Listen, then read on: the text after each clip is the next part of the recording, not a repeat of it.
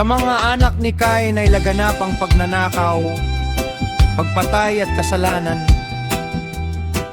Noong mga araw na iyon ay nabuhay si Lamech na bulag, nakabilang sa mga anak ni Cain.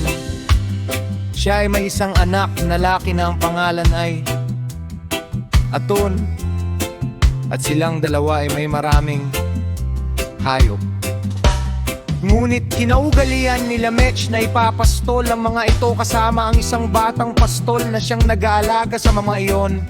At ang pastol, pag-uwi sa gabi ay umiiyak sa harapan ng kanyang lolo at sa harapan ng kanyang amang si Atun at ng kanyang inang si Hasina, at sinabi sa kanila, "Para sa akin, hindi ko kayang pastulin ng mga hayop na iyon mag-isa.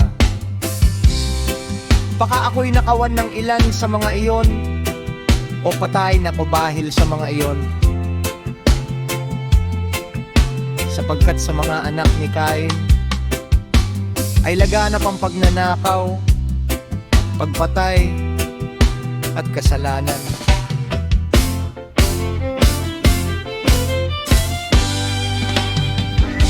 Nahabag si Lamech sa kanya at sinabi niya, "Tunay nga kung mag-isa siya, baka siya'y mapagtimbangan ng mga laki sa pupok na ito." Kaya't bumangon si Lamech, kinuha ang isang busog na kanyang itinago mula pa noong siya'y binata. Bago siya mabulag o kumuha siya ng malalaking palaso at makikinis na bato at isang tirador na kanyang taglay, at pumunta sa bukid kasama ang batang pastol at pumwesto sa likuran ng mga hayop, samantalang pinagmamadyagan ng batang pastol ang mga hayop. Gayon ang ginawa ni Lamech sa loob ng maraming araw.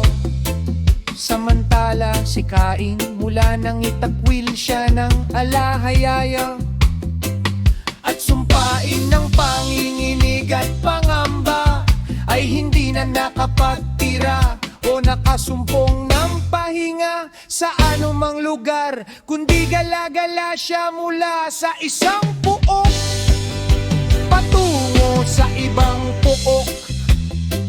Sa kanyang paggagala ay naparoon siya sa mga asawa ni Lamech at itinanong ang tungkol sa kanya.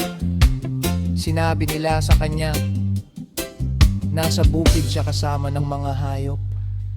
Pagkatapos, binuntahan siya ni Cain at nang siya'y pumasok sa bukid, narinig ng batang pastol ang ingay na kanyang ginawa, at ang mga hayop ay nagkukumpul-kumpul sa harapan niya. Pagkatapos ay sinabi niya kay Lamech, "O Panginoon ko, iyon ba isang mabangis na hayop o isang tulisan?" At sinabi ni Lamech sa kanya, "Ipaliwanag mo sa akin kung saang direksyon siya tumitingin paglabas niya." Pagkatapos, hinubog ni Lamech ang kanyang busog, inilagay ang isang palaso dito at naglagay ng isang bato sa tirador. At nang lumabas si Cain mula sa parang, sinabi ng pastol kay Lamech, "Umana ka, narito, siya'y dumarating." Pagkatapos pinana ni Lamech si Cain ng kanyang palaso at tinamaan ito sa tagiliran, at tinagisan siya ni Lamech ng isang bato mula sa kanyang tirador na tumama sa kanyang mukha at nabugbog ang kanyang dalawang mata. Pagkatapos ay nabuwal agad si Cain at namatay.